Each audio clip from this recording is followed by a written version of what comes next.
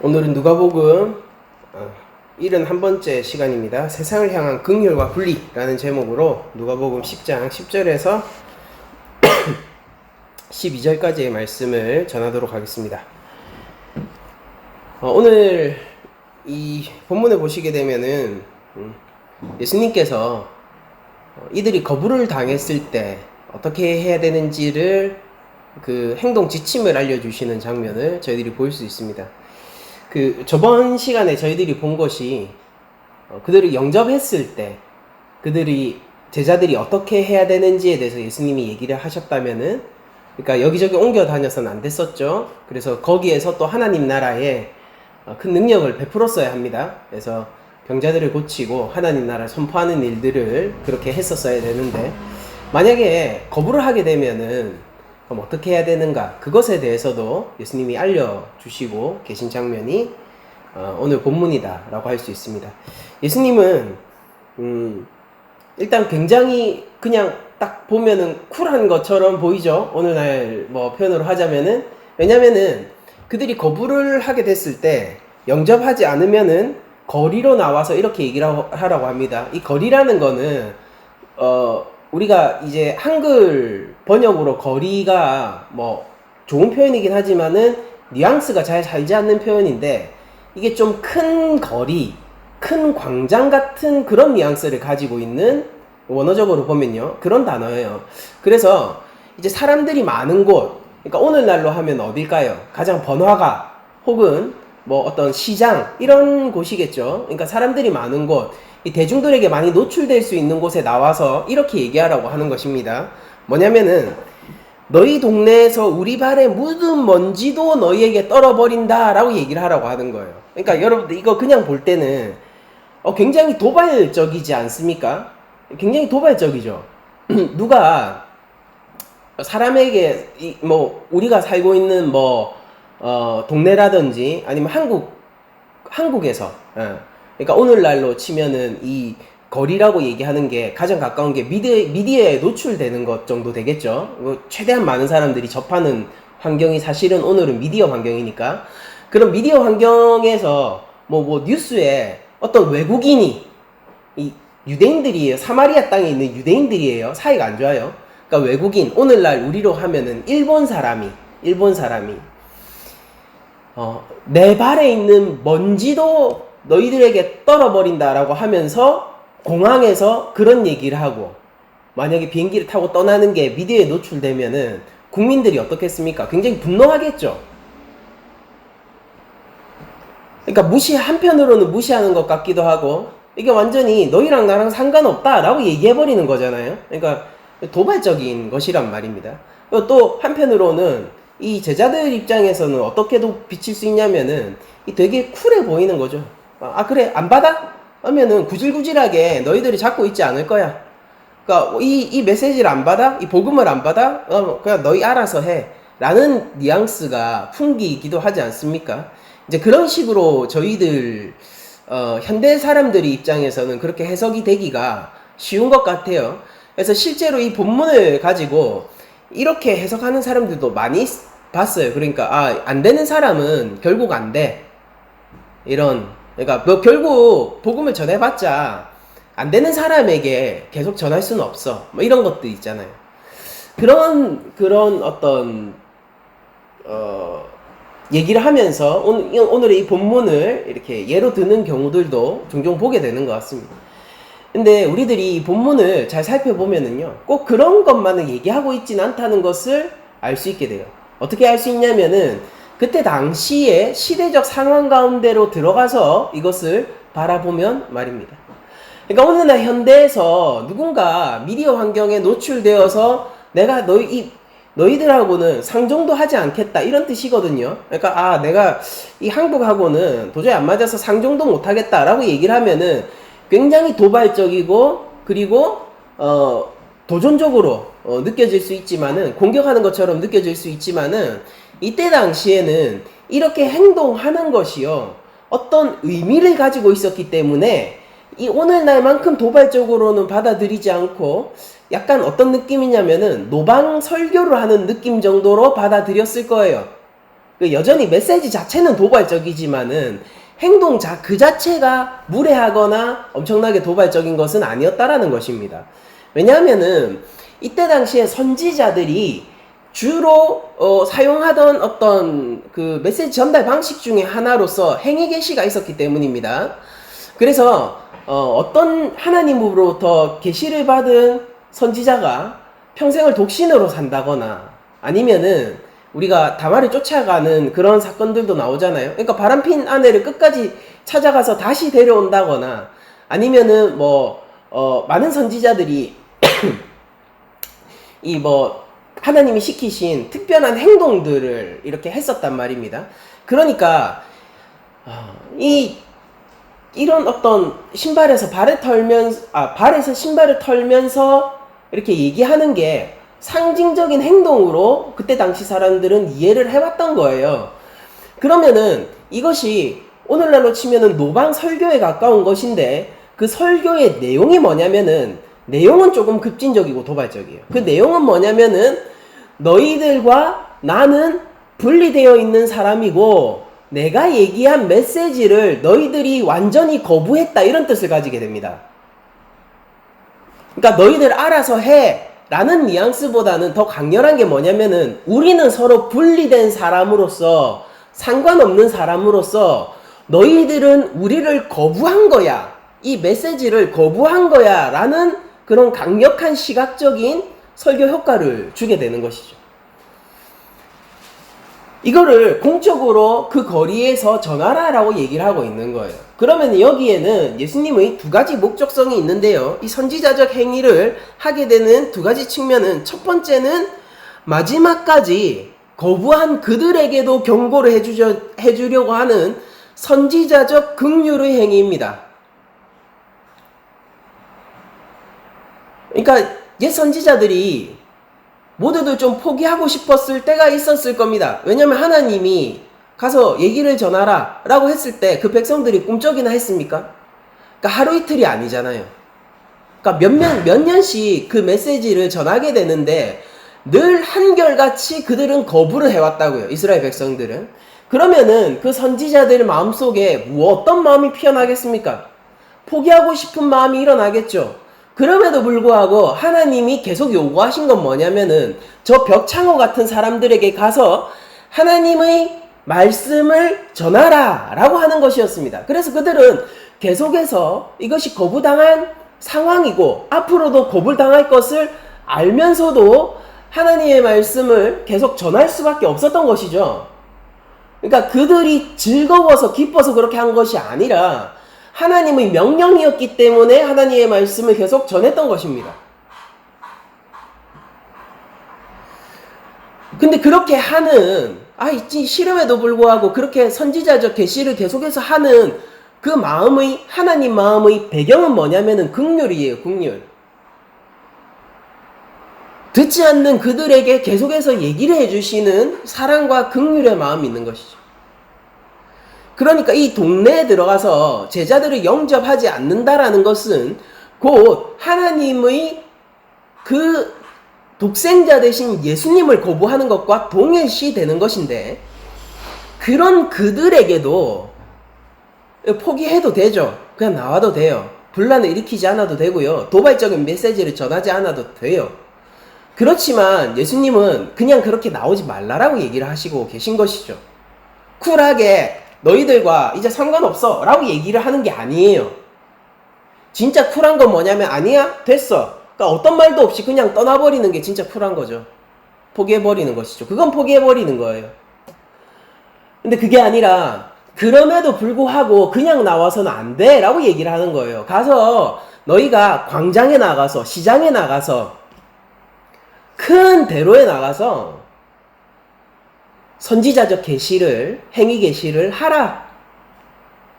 신발에 먼지를 떨어버리라. 사실 누가복음 앞전에 한 번 더 나왔었던 내용이 반복적으로 나오는 것이긴 하지만은 그 얘기를 하라 라고 얘기를 하는 것입니다. 그러니까 하나님 나라가 가까워 왔다. 근데 너희들은 나를 거부했다. 하나님 나라를 거부했다. 이것을 마지막까지 경고하라는 것입니다. 예수님은 그들을 긍휼히 여기고 계신 것입니다. 그냥 어떻게 돼도 상관없는 건 아니라는 소리예요. 그러니까 끝까지 거부하게 되면은 그들이 하나님 나라를 유업으로 받을 수는 없겠지만, 그러나 그렇다고 해서 그들이 아무렇게나 뭐 되고 전혀 뭐 거부를 한번 했어 그럼 끝이야 라고 얘기하는 식의 태도는 예수님이 가지고 있는 긍휼의 태도가 아니라는 것입니다.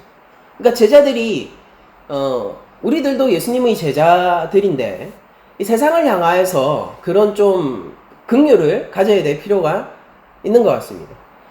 저는 이 한때는 그런 치기 어린 생각들이 되게 많았습니다. 어떤 거냐면은 내가 진리로 알고 있고 내가 사랑하는 이 복음에 대해서 사람들이 거부를 하고 이런 것들을 우습게 여길 때마다 저도 화가 나더라고요. 그러니까 화가 나는 거예요. 그러니까 왜 이런 것들을 뭐 이해는 하지만 어떤 이유에서 못 믿어하고, 저도 예전에 못 믿어했으니까 뭐 때문에 못 믿어하고 뭐 때문에 거부하는지 이해는 하지만 그래도 한편으로는 마음 한편으로는 화가 나는 겁니다.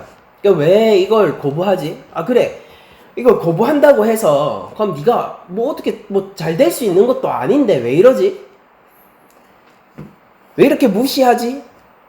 그러니까 화가 나는 것이죠. 사랑과 긍휼의 마음으로 좋은 마음으로 다가갔는데 왜 악독으로 대하는 것이지? 이런 마음들이 저 안에 들어온 적이 있었습니다. 그러니까 치기 어린 마음에 이제 그 사람들을 나중에 조금 더 시간이 지나니까 저도 모르게 저주를 하고 있더라고요. 그러니까 저주의 내용은 이랬습니다. 뭐냐면은 그 하나님 나라가 왔을 때 너희들 두고 보자 라는 것이었습니다. 그러니까 하나님 나라가 왔을 때 너희들 두고 보자. 그러니까 누가 진짠지 그때 가서 한번 따져보자 이런 마음이 들더라고요. 그러니까 네가 그냥 나를 거부하고 있는데 진짜 하나님 앞에서도 그럴 수 있을 것 같아? 그때 가서 울면서 빌지나마 이런 저주의 마음들이 제 마음 안에 생기더라고요. 근데 이게 과연 하나님 안에서 올바른 것인가? 여러분들 사실 자체는 진실되죠? 왜냐면은 하나님 앞에서 그들이 고개를 꼿꼿이 세우고 그런 그러니까 이 거부하는 말들을요, 그러니까 하나님 앞에서 뱉을 수는 없을 거예요.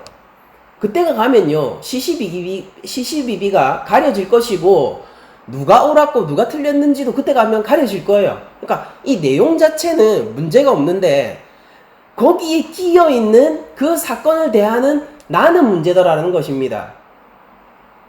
그러니까 내가 너무나도 죄인되고, 하나님이 미워하는 사람의 정체성을 가지고 악인처럼 그들을 대하고 있다는 거예요.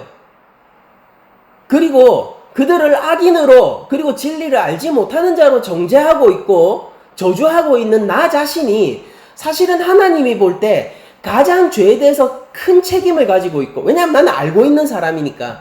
그들은 무지해서 그렇다 하더라도 나는 알고 있는 자인데, 예수 그리스도를 알고 하나님을 알고 있는 자인데 더 큰 책임을 가진 내가 그들과 동일하게, 아니 그들도 하지 않는 더 악한 기운을 내뿜으면서 그들을 저주하고 있게 되는 것이, 결국 그 사실은 진실일지 모르나 내가 하나님 앞에 죄인이라는 사실 때문에 이게 나중에 하나님 앞에 내가 큰 책임을 물게 되겠구나 라는 생각을 하게 되었습니다.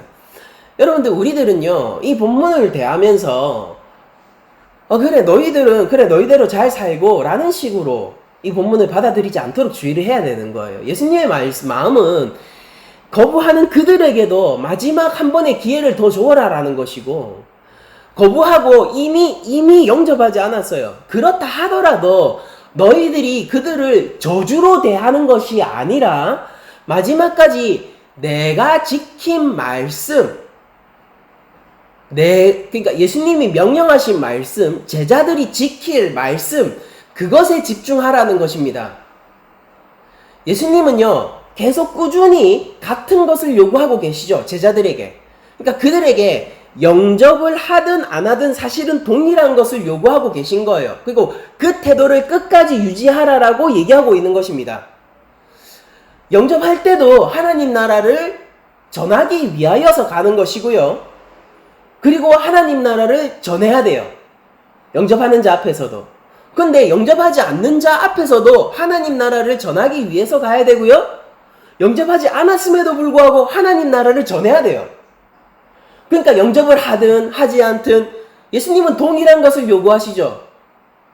태양이 모든 사람에게 내리쬐지고 그리고 비가 모든 사람에게 동일하게 쏟아지는 것처럼 예수 그리스도의 이 십자가 복음은요, 기본적으로 모든 사람에게 동일하게 전해지고 적어도 그들에게 이 복음의 메시지가, 이 하나님의 은혜가 동일하게 전해져야 하는 그런 큰 사랑이 거의 전제되어 있고 깔려 있기 때문입니다. 그래서 긍휼을, 이 영접하지 않는 자들 가운데서도 하나님의 긍휼을 그리고 그리스도의 십자가 사랑을 전하라라고 얘기하는 것이죠. 언제까지? 마지막까지요.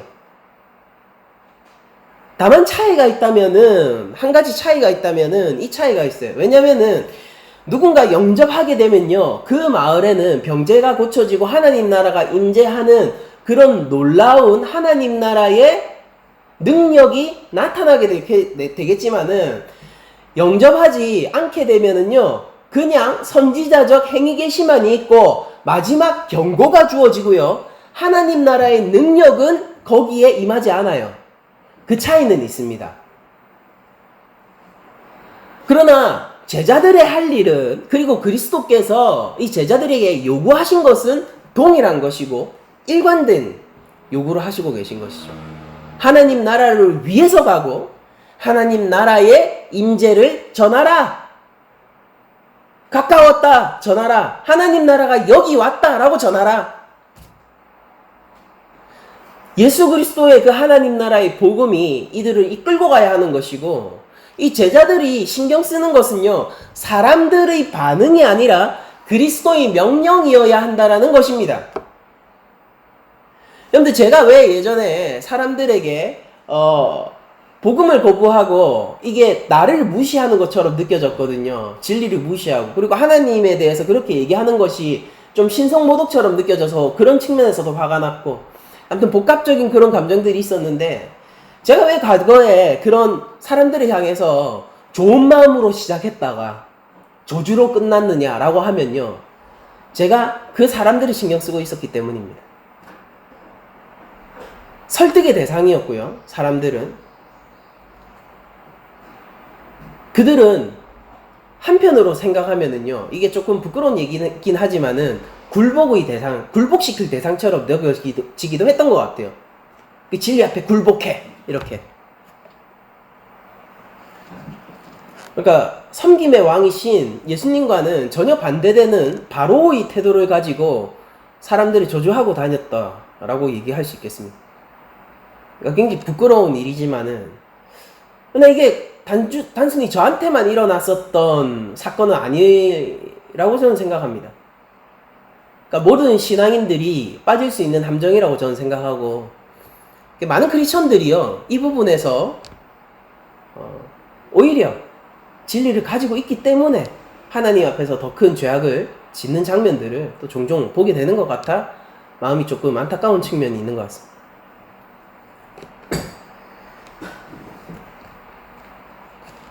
우리는 세상을 향해서 긍휼의 마음을 가져야 하고, 우리가 본질적으로 마음을 두고 신경 써야 하는 것은 그들의 반응과 그들의 태도가 아니라, 그리고 그들이 어떠한 평가가 아니라 예수 그리스도의 명령입니다. 우리는 하나님께로 우리의 시선을 고정해야 되고, 그리스도의 십자가에게로 우리의 마음을 고정시켜서 우리가 할 일을 하는 것이지, 그들의 반응 때문에 무언가를 하는 것은 아니라는 사실을 염두에 둬야 합니다. 물론 우리들이 하나님의 도구로 사용되어서 한 영혼이 하나님께로 돌아오게 된다면요, 우리는 천국잔치에 참여하는 기쁨을 맛보게 될 것이지만은, 그러나 그럼에도 불구하고 그 영혼들을 위하여 우리들이 사역하는 것이 맞음에도 불구하고 본질적으로 우리들은 하나님 영광을 위해서 일하는 자들이고요. 이것이 첫 번째예요. 본질적으로 우리들은 그리스도의 명령에 매여 있는 자들입니다. 이 사람들에게 매여 있는 자들이 아니라요. 그래서 예수님은 그들을 향해서 긍휼의 마음을 가지시고 마지막 경고를 하시는 그 선한 의도를 잃지 않으셨기 때문에 제자들은 그 예수 그리스도에 기대어 마지막 경고를 할 수 있게 되는 것이지요. 많은 위험을 감수하고서라도 말입니다. 여러분들, 우리들은 우리 내부의 어떤 것에 기대어서 하나님 나라를 전할 수가 없는 자들입니다. 단적인 예로 제가 방금 말씀드린 좋은 마음으로 시작했다가 저주로 끝나게 되는 저희 과거의 경험도 있지 않습니까? 우리의 어떤 힘과 능력으로 하나님 나라가 온전히 전해지는 것이 아니죠. 심지어 하나님 나라는 우리가 복음을 전하는 사람들이 반응에도 달려있지 않아요. 하나님 나라는 그냥 존재하는 것이니까 우리가 인정한다고 해서 있는 것도 아니고 인정하지 않는다고 해서 없는 것도 아니고 저들이 인정한다고 해서 그때 생겨나는 것도 아니고 저들이 부정한다고 해서 없는 것도 아니에요. 그냥 하나님 나라는 있고 존재하는 것입니다.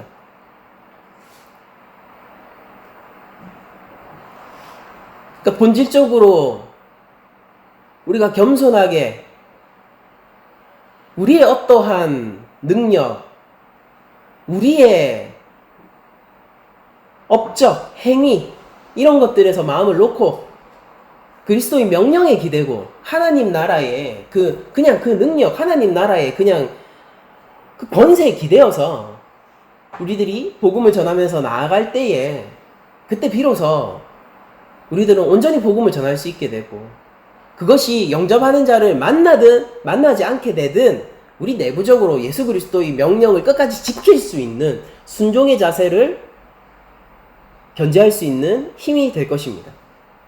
여러분들, 우선순위가 뭔지를 생각해 보죠. 예수님을 만났을 때 예수님이 무엇으로 우리를 먼저 평가하실까를 한번 생각해 보자고요. 너는 100명을 전도했으니까 참 잘하였다 라고 예수님이 얘기하실까요? 아니면은 예수님이 너는 1000명에게 복음을 전하여도 다 거부를 당했지만은 그러나 끝까지 1001명째까지 복음을 전하려고 했구나, 나에게 순종했구나, 이것으로 예수님이 우리를 칭찬하실까요? 세상의 기준은요, 야구로 치면은 타율이 높을수록 좋죠. 3할 치면 좋은 거예요. 4할 치면 좋은 거예요. 5할 치잖아요? 거의 야구계의 신인 거예요. 그러나 예수님은요, 타석에 들어설 때마다 헛스윙을 날리는 사람이 있더라고 하더라도요, 마지막까지 주님의 명령을 따라 타석에 들어서기를 두려워하지 않는 자를 더 즐거워하십니다. 네가 100명에게 복음을 전하여서 100명을 전도했구나. 예수님은 그것도 기뻐하시겠지만은 네가 1000명에게 전하여서 1000번의 거절을 당하고 그 모멸을 당하였음에도 불구하고 1001명째 나아갔구나. 내 명령 때문에, 하나님 나라 때문에, 하나님 영광 때문에 그렇게 하였구나. 순종하였구나. 그것을 훨씬 더 크게 쳐주실 것이라고 저는 생각합니다.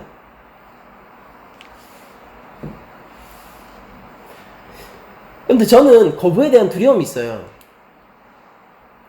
왜냐면은 제가 과거에 무신론자였지 않습니까?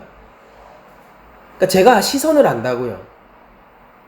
어떤 경멸이 있고, 그리고 존중해요 라고 얘기하는데 거기에는 사실은 이렇게 낮추어 보는 뭔가가 있어요. 그 본질적으로 이게 뭐 상관없는 거 왜 이렇게 얘기해? 이렇게 귀찮아하고 약간 이렇게 내 눈앞에서 웽 하는 파리처럼 그 귀찮은 그런 존재 있잖아요. 그런 정도로 아주 보잘것없이 취급된다는 걸요, 제가 잘 알고 있습니다. 왜냐면 제가 그래 왔으니까. 너무 잘 이해하고 있어서 거부에 대한 두려움이 있습니다, 저는. 그 두려움이 쉽사리 사라지진 않는 것 같아요. 제가 그런 사람이었으니까 제 몸에 새겨져 있고 경험적으로 새겨져 있는 것이다 보니까. 근데 그런 저임에도 불구하고 이 말씀을 보면서 스스로로 다잡게 되는 측면이 뭐가 있냐면은, 아, 그래, 내가 사람들을 보고 이 십자가 길을 가는 것이 아니에요. 사람들이 반응과 평가에 의해서 이 길이 몇 점짜리다, 이렇게 나중에 점수가 매겨지는 것도 아니에요. 오직 하나님 영광을 위해서 내가 이 길을 가고 있고, 그리고 결국 주님께서 나를 판단해 주실 것인데, 주님의 스코어링이 더 중요하지 않겠느냐. 주님이 점수를 매기시는 그 기준이 사실은 나한테 더 중요하지 않겠느냐. 학생이 교수가 어떻게 평가를 하는지 그 평가 기준을 신경 써야 되지. 아, 이 주변에 수많은 사람들이, 야, 그래, 공부는 이렇게 하고 그 과목은 말이야, 이런 것들을 해야지 잘하는 거야. 그렇게 해야지 점수를 잘 받을 수 있어. 내가 전문가인데 말이야. 그런 얘기를 아무리 듣는다고 해도 그게 어떻게 그렇게 본질적일 수 있겠는가, 이런 생각을 하게 되는 것이죠. 학생은 교수의 평가 기준을 신경 쓰는 것입니다. 자식은요, 아버지의 소원을 마음에 새기는 법인 거예요. 하나님 나라의 백성은요, 하나님 나라의 법률에 나의 삶을 맞춰보는 것입니다. 그리스도의 제자는요, 예수 그리스도의 십자가에 내 인생을 재단하고 걸어보는 것입니다.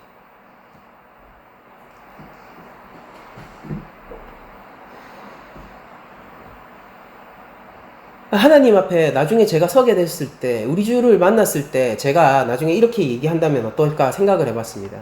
주님 아시잖아요. 제가 과거가 과거다 보니까 거부에 대한 두려움이 있는 거 아시잖아요. 그래서 숨겼습니다. 그래서 일부러 얘기 안 했어요. 괜찮죠? 라고 얘기했을 때 예수님이 어떻게 반응하실까 생각해 보게 됩니다. 한편으로는 그런 저를 위로해 주실 것도 같고요. 한편으로는 냉정하게 얘기하실 것 같아요. 그래, 그 자랑이라고 얘기하고 있나? 이렇게. 부끄럽겠죠. 그것 때문에 지옥에 떨어질 건 아니라고 생각합니다. 그러나 어떻게 그게 자랑스러운 일이 될 수 있겠습니까? 부끄럽겠죠. 네, 하나님 앞에 저는 참 부끄러운 사람입니다. 우리는 세상을 주님의 명령에 기대어 사랑하는 사람들입니다. 우리 힘이 아니에요. 우리의 사랑이 아닙니다.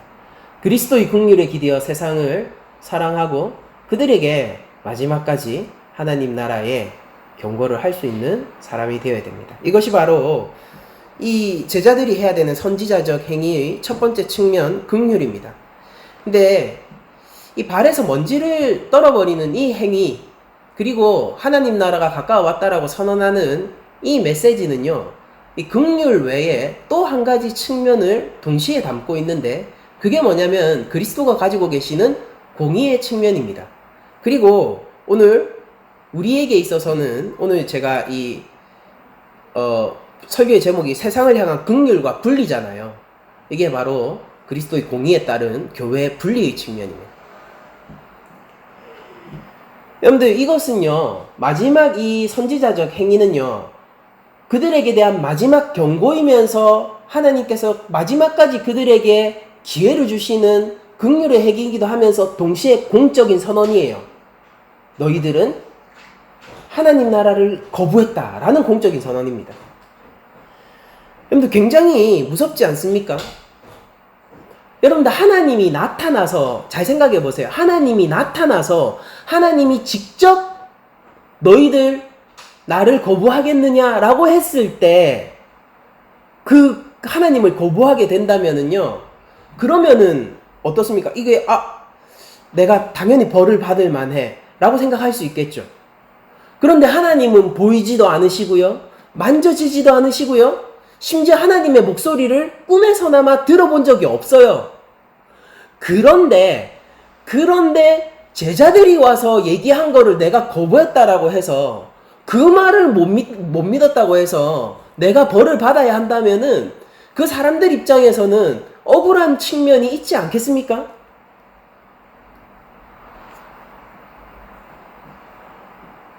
어쩌면은 하나님의 심판대 앞에서 수많은 사람들이 이렇게 얘기할지도 모르겠어요.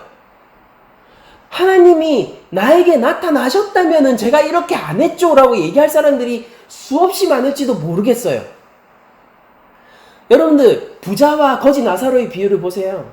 부자가 아니 나는 이렇게 지옥에 떨어져 있지만은 나사로를 다시 살려서, 아니 죽은 자가 살아나서 내 가족들에게 얘기를 하면은 그들은 믿을 것입니다 이렇게 얘기하잖아요. 부자가 얼마나 억울하면은 그런 얘기를 하겠냐고요. 아니 무슨 신비한 일이거나 하나님이 있다라는 것을 좀 내가 느낄 수 있게, 내가 알 수 있게 뭐 이런 방구라도 신비한 뭔가가 있었다면은 내가 믿었을 텐데,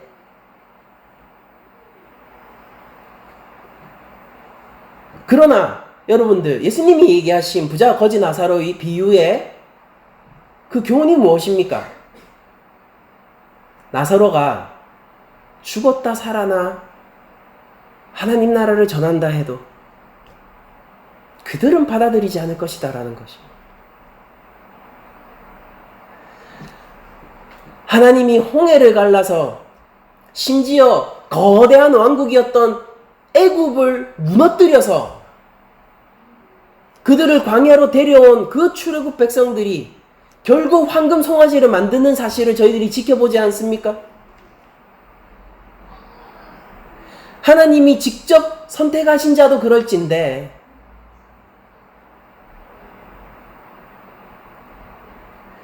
누가 하나님이 직접 얘기하시지 않으셨다고 해서 내가 억울합니다라고 얘기할 수 있겠습니까? 여러분들, 하나님의 사자들, 그 메신저들을 받아들이지 않는 사람은 그냥 하나님이 나타나도 하나님을 거부하는 사람들인 거예요. 여러분들, 우리들은 예수 그리스도의 제자이고 그리스도의 사자예요. 메신저죠. 사절단입니다. 사절단. 청나라에서 조선에 사절단을 파견했는데 왕이 그들의 목을 벤다면은 전쟁이 일어나지 않겠습니까? 조선의 왕이 내가 청나라의 왕의 목을 친 것도 아닌데 라고 얘기해봤자 무슨 소용이겠어요? 그가 청나라 왕의 서신을 가지고 왔는데 그들의 목을 친다? 전쟁하자는 것이죠. 그리스도의 사절단인 예수 그리스도의 제자들을 거부하는 것은요, 그들이 공식적으로 그리스도에게 전쟁을 선포한 것과 다름없는 내용입니다. 여러분들 생각해 보세요. 예수님은 하나님의 독생자로서 이 땅 가운데 그들에게 하나님 나라를 선포하러 오셨습니다. 그런데 어때요? 그 예수 그리스도의 십자가에 매단 그 사람들이 어떻게 하나님과 전쟁을 벌이지 않았다라고 얘기할 수 있겠어요? 그런데 바로 그 예수님이 보낸 이 교회, 이 제자들을 거부한 그들이 어떻게 예수 그리스도와 전쟁을 벌이지 않았다라고 얘기할 수 있겠습니까? 제자에 대한 공식적인 거부는 그리스도에 대한 공식적인 거부이고, 그리스도에 대한 공식적인 거부는요, 성부에 대한 공식적인 거부예요. 그리고 그 끝은 성경이 수없이 경고한 바대로 심판입니다. 누가복음 10장 12절을 보시면은 내가 너희에게 말하노니 라고 예수님이 얘기하시죠. 그러니까 내가 말한다. 이게 뭡니까? 내가 주체예요. 예수님이 주체예요. 무엇의 주체인가? 그날에 소돔이 그 동네보다 견디기 쉬우리라. 심판을 얘기하는 것이죠. 여러분들, 소돔은 어떻습니까? 그 어떤 땅이었나요? 하나님 앞에서 불의 심판을 맞은 곳이에요.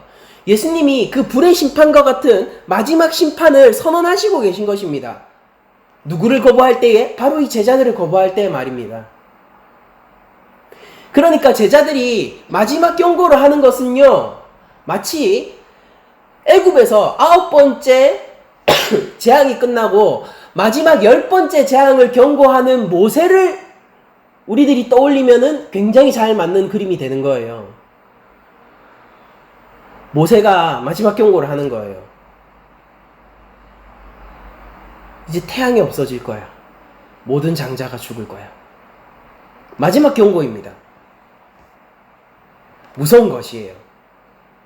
수많은 기회가 있었지만은요, 그 9번의 기회를 모두 차버린 바로에게 마지막 심판의 선언이 떨어지는 것이죠.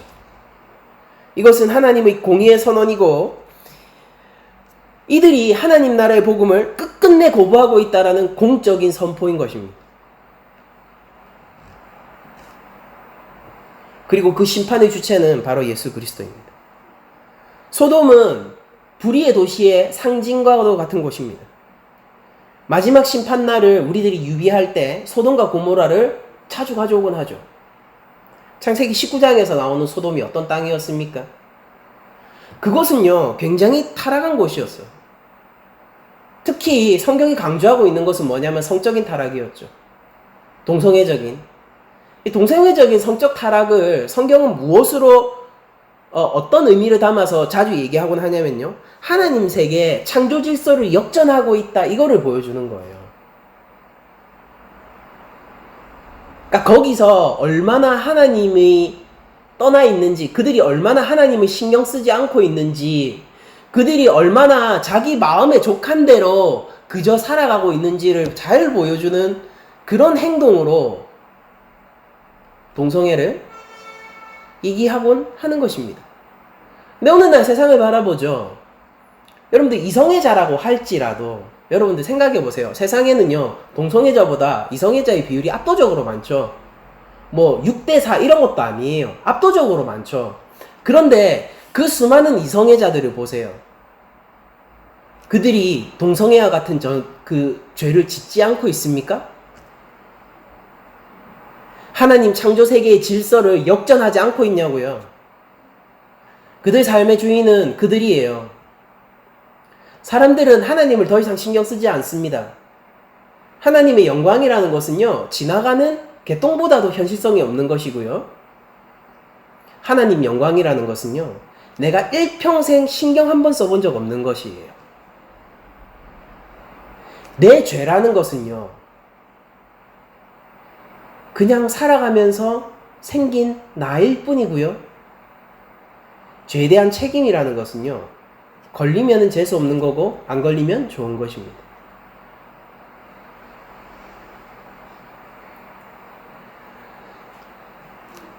정말로 하나님 앞에 섰을 때 누가 하나님 앞에서 자신의 무죄를 주장할 수 있겠습니까?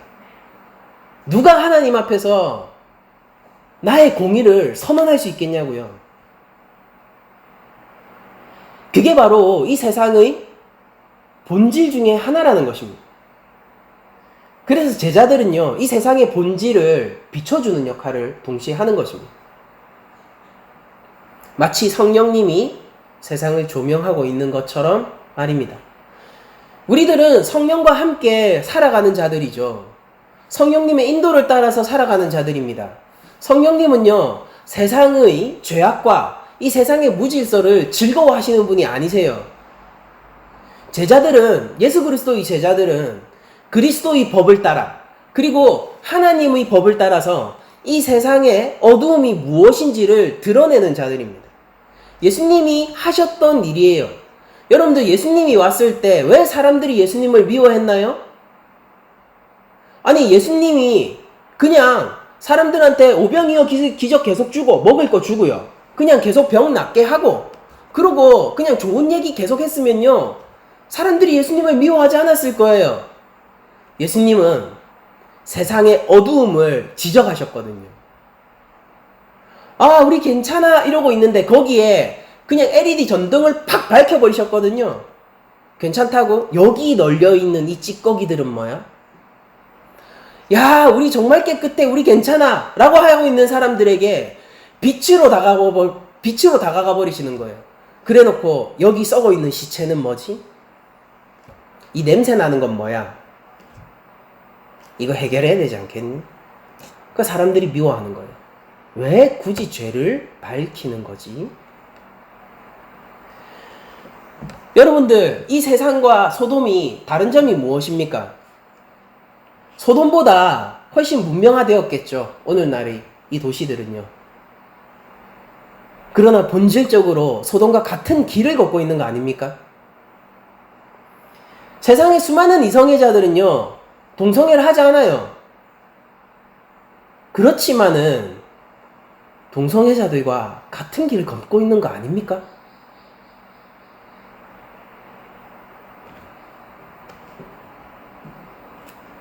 여러분들, 우리가 교회가 입을 다물게 되고요, 하나님 나라를 선언하지 않게 되고 그리스도의 공의를 얘기하지 않는다면은 그 누가 죄를 죄로 알고 그 누가 죄에서 돌이킬 수 있게 되겠습니까?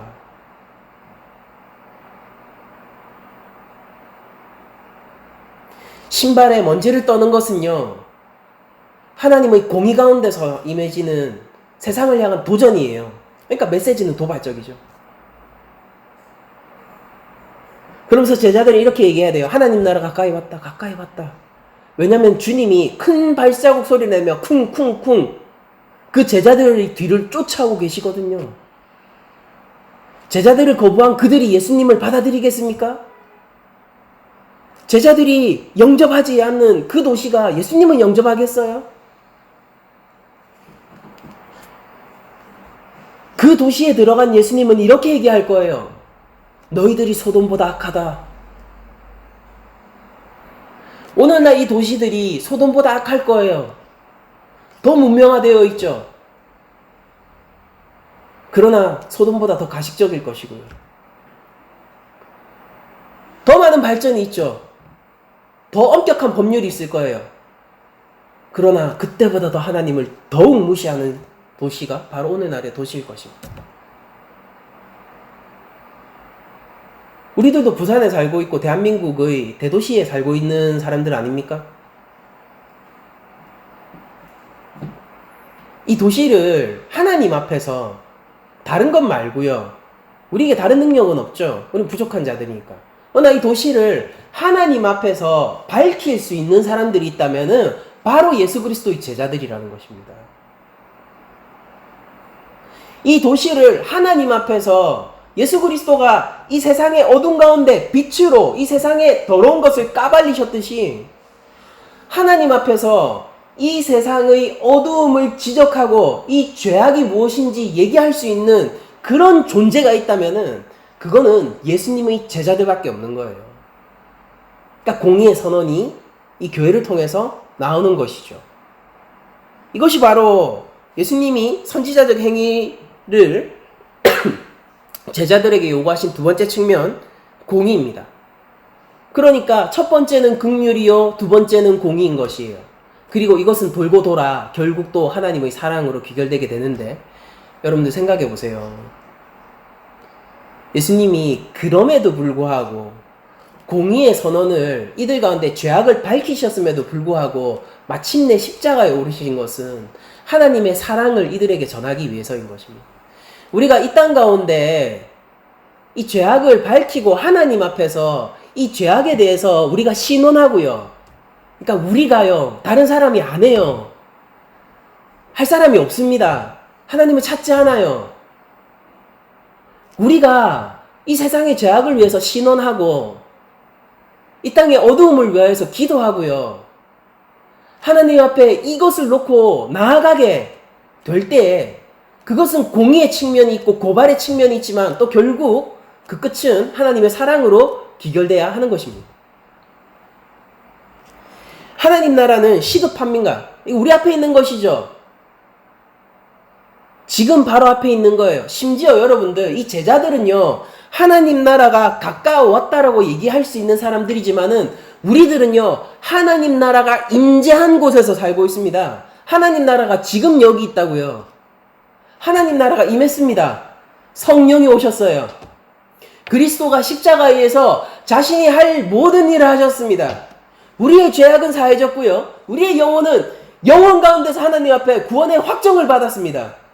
할렐루야! 이것이 바로 하나님 나라가 이 땅에 임한 증거예요. 우리가 이 땅에 서 있지 않습니까? 바로 그곳이 바로 하나님 나라가 이 땅에 서 있다라는 가장 강력한 증거가 되는 것입니다. 여러분들, 하나님 나라가 임박해 있죠. 하나님 나라가 심지어 이 자리에 와 있어요. 이 가운데서 우리들이 하나님 나라의 백성으로서 그 백성의 일을 하지 않는다면은, 우리가 예수 그리스도의 제자로서 예수님이 가셨던 그 길을 따라가지 않는다면, 우리의 존재 가치는 무엇이고 우리의 쓰임새는 하나님 앞에서 무엇이겠습니까? 우리의 순종은 어디에 있고 하나님의 영광은 도대체 어디에 있는 것이겠습니까? 여러분들, 영접하지 않는 게 당연해요. 시대가 지나갈수록 영접하지 않는 게 더욱더 당연해질 겁니다. 대한민국요, 앞으로요, 여러분들 기대하세요. 아직 끝이 아니에요. 세상은 더욱더 하나님에 대해서 무관심해질 것이고요. 우리는 더욱더 길가의 먼지처럼 취급받을 거예요. 여러분들, 원수처럼 취급받는 것은 그나마 나은 대접입니다. 왜냐면은 존재의 어떤 그 가치가 있잖아요. 나름대로의. 그리고 이게 존재성이 있다고요. 원수라는 것은. 근데 여러분들, 그냥 우리가 공기 취급 당하게 될 날이 올 거라니까요. 그러니까 먼지처럼, 그러니까 눈가의 파리처럼 취급받는 그런 날이 올 거라니까요. 아무도 하나님 신경 쓰지도 않고요. 하나님을 미워하지도 않고요. 그러면서 하나님의 창조의 역전세계 속에서 마음대로 살아갈 날들이 지금 이미 시작되고 있지 않습니까? 거부가 두렵기 때문에 하나님 나라의 백성으로 살지 못한다면요, 우리들은 예수님의 제자가 아닌 거예요. 거부 때문에 우리가 마지막 경고를 할 수 없다면은요, 하나님의 사랑이 뭔지도 모르고 그리스도의 긍휼이 뭔지도 모르는 사람인 것입니다. 그냥 마지막 경고를 할 수 없는데도 불구하고 그냥 뭐 세상은 그런 거지 하고 그 쿨하게 넘길 수 있다면요, 하나님의 공의가 뭔지 모르고 이 땅을 바라보는 하나님의 그 진노의 시선이 뭔지 이해하지 못하는 자인 것입니다, 우리들은. 그러니까 크리스천 힘들죠, 여러분들. 삶에 도전을 주지 않습니까? 힘들죠. 두렵지 않습니까? 크리스천으로 산다는 게 어렵지 않으세요? 진짜 힘들어요, 여러분들. 진짜 힘들다고요. 그러나 여러분 힘을 내십시오. 주님께서 큰 발자국 소리를 내며 우리 뒤를 쫓아오고 계십니다. 심지어 주님이 우리의 앞서 먼저 그 길을 가셨습니다. 하나님이 우리를 아시고요. 하나님 나라가 지금 바로 내 앞에 있어요.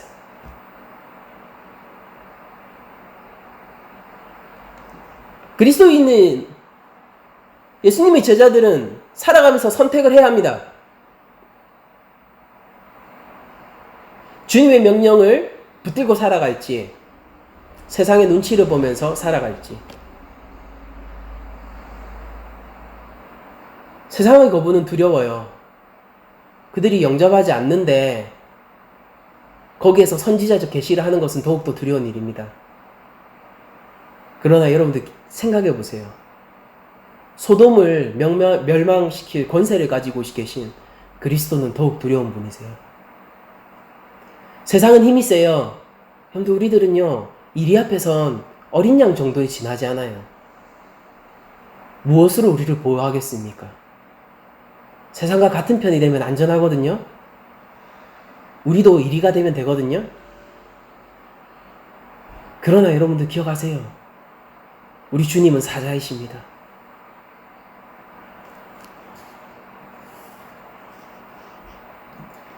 예수님은 오늘도 세상을 향하여서 이렇게 얘기하실 거예요. 너희가 회개치 않느냐? 너희가 회개치 않느냐? 너희들이 하나님 나라의 이 두려움 앞에서, 하나님의 진노 앞에서 마음을 겸비할 수 없고 자신의 죄를 고할 수 없고 끝까지 하나님을 무시하겠느냐? 소돔이 더 견디기 쉬울 것이다. 예수님은 세상을 바라보면서 아직까지도 이런 안타까움과 동시에 진노를 가지고 계실 거예요. 우리들은 예수님의 마음을 이해합니다. 여러분들, 지금 우리가 사마리아에서 예루살렘으로 여행하는 그 여행길 본문이잖아요, 이게. 그런데 이 본문 끝에 뭐가 있는지 아세요? 예수님이 탄식과 울음이 있어요. 예루살렘아, 예루살렘아.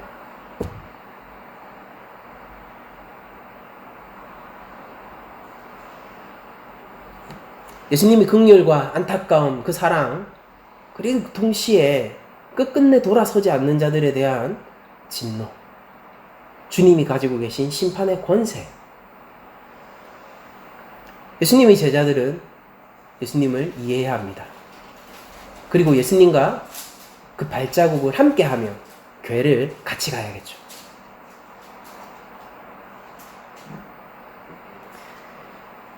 그런데 우리는 다음 주가 되면은요, 예수님의 심판의 선언으로 더욱더 가까이 가게 될 것인데, 그 진노가 무엇이고 심판이 무엇인지, 예수님이 심판주라는 것이 도대체 무엇을 의미하는지 다음 주에 더 깊게 살펴보게 될 것인데, 여러분들 다음 주까지 가지 않더라도 우리는 이번 주에 주님에 대한 경외감을 가지고 하나님에 대한 두려움과 하나님 말씀에 대한 권능에 의지하여서 한 주간을 살아갈 수 있는 저희들이 되어야 할 것입니다. 여러분들, 우리들은 세상을 향하여서 긍휼을 가져야 하지만은 동시에 그 세상과 분리되어야 돼요. 세상을 향한 사랑을, 그 사랑의 메시지를 마지막까지 전할 수 있어야 하지만은 1000번의 거절 속에서도 1001번째 나아갈 수 있는 순종의 사람이 되어야 되지만은요, 여러분들, 그러나 우리는 그 심판과 상관없는 사람이 되어야 합니다. 우리는 우리 자신을 겸비시켜야 하고 하나님 나라에 합당한 사람으로서 하나님 나라의 법도를 따라서 살아가야 하는 사람이 되어야 합니다. 그런데 한 주간 여러분들 이렇게 축복하기를 원합니다. 예수님의 제자로서 세상 가운데 먼지를 떨어버리는 사람이 되세요. 하나님 나라의 가까움을 선언할 수 있는 사람이 되십시오. 여러분들이 하나님 사랑의 증거입니다. 하나님 긍휼의 증거입니다. 그리고 동시에 여러분들이 하나님 심판의 기준입니다. 크리스천이 가지고 있는 이 놀라운 권세와 힘과 주님을 바라볼 때 얻어지는 담대함을 따라 어린 양 같은 우리가 이리와 같은 세상을 이기면서 사는 한 주간이 되기를 원하고, 무엇보다 주님이 내 한 주간의 삶이 온전히 지배해 주셔서 주님께서 내 삶을 이끌어 주셔서 성령 가운데 담대하게 하나님 나라의 백성으로서 그 나라를 전파하며 살아가는 자들이 되게 해 주실 것을 믿으면서 또한 여러분들한테 축원드리면서 모든 말씀을 마치도록 하겠습니다.